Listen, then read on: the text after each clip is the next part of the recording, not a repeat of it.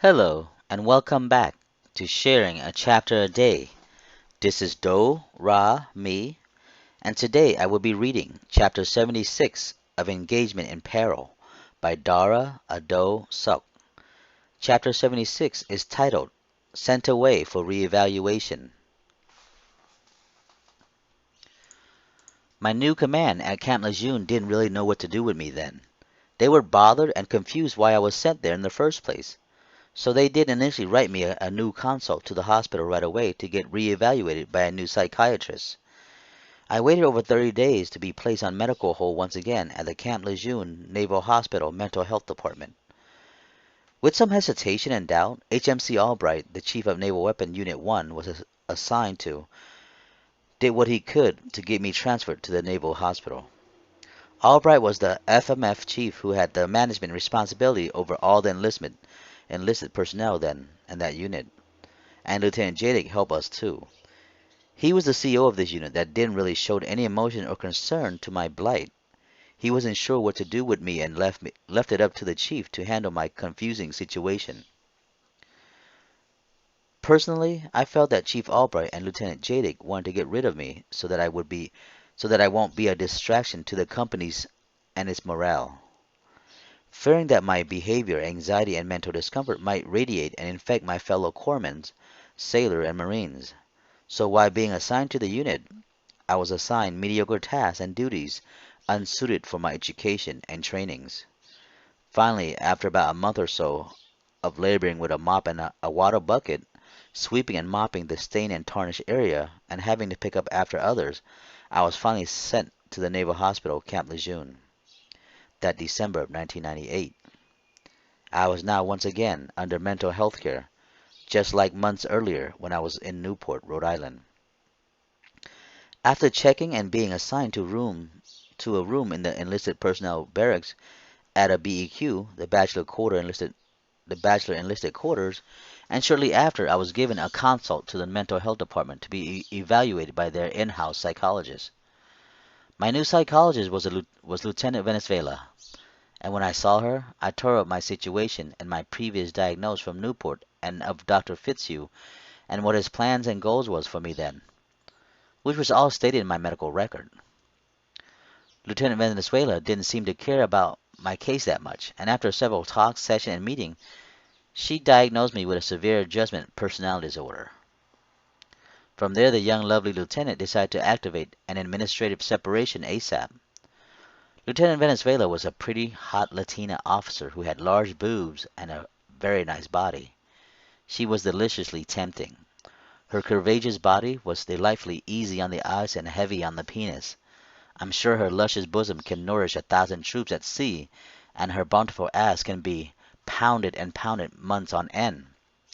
And if I were given the opportunity to have hideous sex with her, I would jump at that chance without question. Without a doubt, I would love to tear up her Latin ass then and there.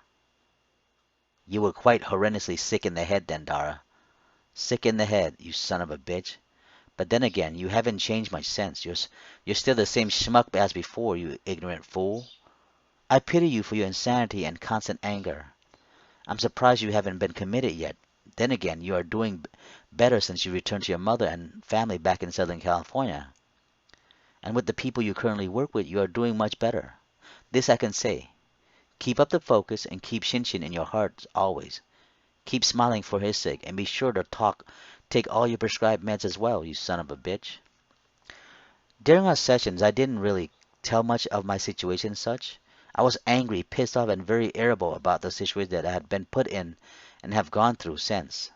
So mostly I would just sit there and sexually, provocatively stare at her up and down. She wanted me out of there as soon as possible, out of the command, out of her life, because I had told her that I had enough of this bullshit, and that I wanted now was to go home and start anew. And because during our appointment session and meeting, I had the tendency of fucking her, instead of talking about how I could be better. Lost in thought, I would deeply probe through her clothes instead of paying attention to her suggestions and comments. I think that the good lieutenant, well, she knew what I was doing, and at time, I like to think that she enjoyed me. Well, I think she enjoyed being eye fucked by an angry, crazy, lonesome, and horny bastard who stood there right before her, warm hazel eyes. I told her about the dirty and nasty relation that I had with Eileen back in Newport and about the days I spent with sweet Amanda and her family back in West Virginia. I was quite detailed and vulgar what about what I and Amanda had done before behind her family's back and how nasty we had stained our bodies with our physical attractions then. After a few sessions of getting nowhere to help ease and relieve me with my lost mental state of mind, our meeting slowed and eventually ended. I just didn't have anything to tell her or share with her with that young vivacious lieutenant then. All I wanted from her was to get out of there and go home and of course maybe get up all inside her fine ass and body. She was that damn attractive then. A few times I had told and confided in the young lieutenant of my attraction toward her and what I had wanted from her. And I told her that I wanted to have sexual relations with her, of course, to eat away at her and stuff all, and get all stuff up all inside of her, fine ass and then. Often simply reminding me that my attraction to her were merely physical. Often she simply reminded me that my attraction to her was merely physical, and for that I totally agreed with her about that because it was all physical. She also said I wasn't going nowhere in that with that type of thoughts and thinking of her since she had no similar feeling or emotion about me then as well, and simply stated since she was my psychiatrist and we had to keep a professional client relation then. I laughed over the matter since, at times, I noticed how she was looking and judging me with her lovely hazel eyes, though. They were flames. They were flame with held back sexual urges then as I looked deeply into her soul and bountiful beauty. The thoughts of her thinking of me at all while she goes home and does her own thing got me all worked up and allowed me to sleep soundly at night because at times, I must admit, I do jerk off to the lovely Lieutenant image and memories. Besides spending some time with Lieutenant Venezuela and going over my emotions and feeling about how bad and how much I long to fuck the shit out of her, to keep me occupied and sane, unlike previous unit that I was assigned to and where I swept and mopped, the hospital command assigned me to work at the overseas screening department, where my duties were to check people's medical record, whether it be active duty personnel or their dependents. I reviewed their shot record and the health status information. I would determine what type of shots they may need based on the country they were deploying to. Soon after, but not soon enough to be my liking, several months later I was sent to all the required classes that a separate military personnel had to attend before getting separated from active duty services. These classes were a quick and a meaningless session that gives you a cockamamie information of getting you back into civilian life to prevent you from going into shock when you return home to where rules and regulations are different than that of the military. It was to submerge you back into civilian society with fewer anxiety and frustration. Sort of like a program to get you back to your real life without putting restriction on your personal space and freedoms. Before being sent home on my free time, I would use the command facilities. I worked out in the hospital gym, busting out the weights and working out my restless body.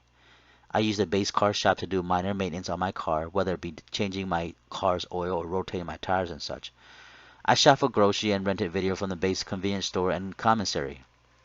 Went to movies on base and drove around for hours at a time, wandering and shooting the breeze alone. I also hung out in my secluded room, watching television and drew various pictures of anime and naked females. And I once or twice I called home to say hello and showed how thing and see how things were and kept my mom and my family updated about my situation in the military. I also called Benevolence a couple of times to tell her that I would be coming home soon, but I never told her what was going on with me and about the girls that I have had been with promiscuously with since I had been away and what I had done with those I met. I wrote to my family a couple of times by mail, but deep inside I was missing everyone dearly. It had been almost 6 months since I seen them last, and I was really lonesome during those darkened holiday that came and went that cold, horrendous year. Damn, Dara, you were being that lonely then. Damn, Dara, you weren't that lonely then. You were fortunate enough to spend time with the Codwell, and you got to meet and make love with Amanda. So don't even try to say you were lonesome. But then again, I have no idea what you were really going through in that thick head of yours. You just need to find peace in your life then. You still need that now.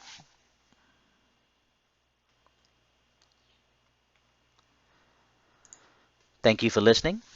This is the end of chapter 76. Be on the lookout for chapter 77, titled Outside of Camp Lejeune.